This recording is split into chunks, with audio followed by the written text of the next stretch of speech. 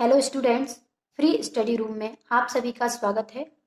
इस वीडियो में हम पढ़ेंगे कक्षा 9वीं का विषय गणित, जिसका पहला अध्याय है संख्या पद्धति। संख्या पद्धति का यह दूसरा भाग है। इस भाग में हम प्रश्नावली 1.1 के सारे प्रश्नों को हल करेंगे। बढ़ते हैं प्रश्नावली 1.1 की तरफ। प्रश्नावली 1.1 का प्रश्न क्रमांक 1, क्या शून्य एक परिमेय संख्या है? क्या आप इसे P/Q के रूप में लिख सकते हैं, जहां P और Q पूर्णांक हैं और Q बराबर शून्य नहीं है। परिमेय संख्याएं हम पहले भाग में पढ़ चुके हैं। यहां पर लिखेंगे हल। यहां पर आएगा हाँ, शून्य एक परिमेय संख्या है। यदि शून्य एक परिमेय संख्या है तो इसे हम P/Q के रूप में भी लिख सकते हैं, जहां P और Q पूर्णांक हैं और Q बराबर 0 नहीं है। यहां पर लेंगे हम P बराबर 0 और Q बराबर 1, 2, 3 डैट डैट डैश। आप Q बराबर 0 को छोड़कर कोई भी संख्या ले सकते हैं। अब इसे हम P/Q के रूप में लिखेंगे। बहुत ही आसान है, देखिएगा। यहाँ पर लिखेंगे P/Q बराबर P बराबर 0 रखेंगे और Q बराबर 1। यहाँ पर 1 से 0 में भाग देंगे तो आंसर कितना आएगा? 0। दूसरा ले लेते हैं 0/Q बराबर कितना रखेंगे? 2। यहाँ पर भी हम 2 से भाग देंगे तो आंसर कितना आएगा? 0। हमारे दोनों कंडीशन में ही आंसर 0 आ रहा है। अतः शून्य एक परिमेय संख्या है जिसे हम P/Q के रूप में लिख सकते हैं। यही हमारा पहले प्रश्न का उत्तर होगा।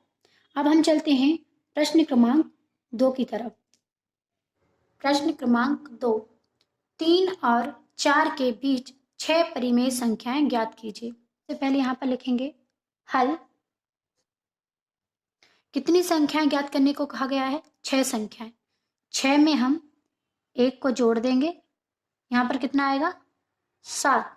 यहाँ पर आपको कोई भी संख्या दी हो, 5, 6, 8, 9, कोई भी हो, उस संख्या में हमें 1 को जोड़ देना है। यहाँ पर कितना आया? 7। 3 और 4 के बीच की संख्याएं ज्ञात करने को कहा गया है, तो हम यहाँ पर 3 में 7 से ऊपर और नीचे गुणा करेंगे और वैसे ही 4 में 7 से नीचे और ऊपर गुणा करेंगे। जैसे 3 गुणित 7/7। 4 में भी ऐसे ही गुणा करेंगे, 4 गुणित 7/7। अब यहाँ पर 7 से 3 में गुणा करेंगे, कितना आएगा? 21।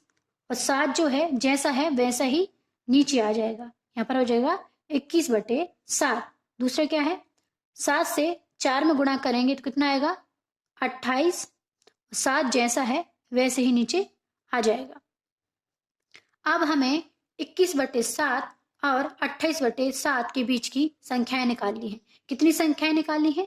6 संख्याएं निकालनी है। तो कैसे लिखेंगे? 21 के बाद वाली संख्याएं लिखनी है।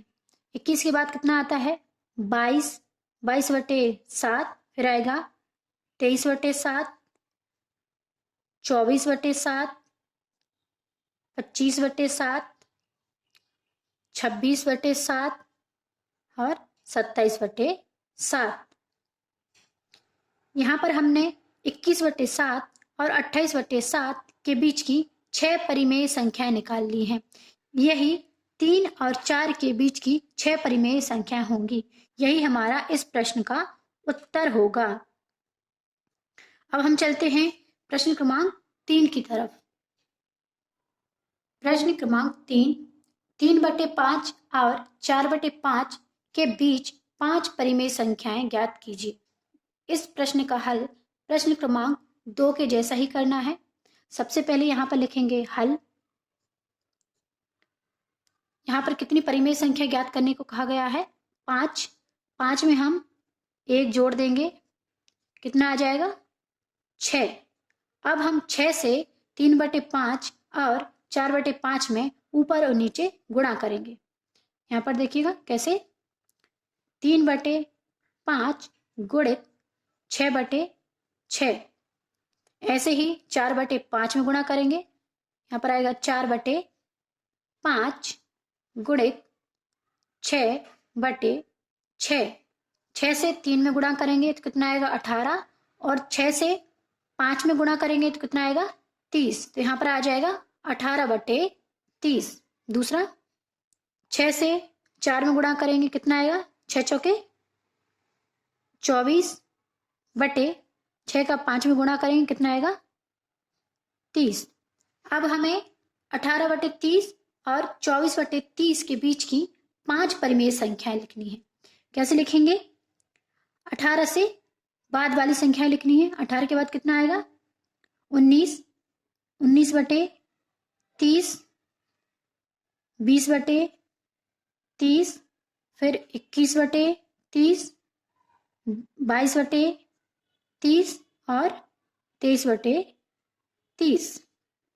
यहाँ पर हमने 18/30 और 24/30 के बीच की 5 परिमेय संख्या निकाल ली हैं। यही हमारा प्रश्न क्रमांक 3 का उत्तर होगा। अब चलते हैं प्रश्न क्रमांक 4 की तरफ। प्रश्न क्रमांक 4, नीचे दिए गए कथन सत्य या असत्य हैं, कारण के साथ अपने उत्तर दीजिए। यहाँ पर नीचे कुछ कथन दिए गए हैं जिन्हें हमें सत्य या असत्य बताना है और साथ ही कारण भी बताना है। पहला दिया हुआ है, प्रत्येक प्राकृतिक संख्या एक पूर्ण संख्या होती है। हम पहले भाग में प्राकृतिक संख्या और पूर्ण संख्या पढ़ चुके हैं। जो प्राकृतिक संख्या होती हैं वह क्या होती हैं,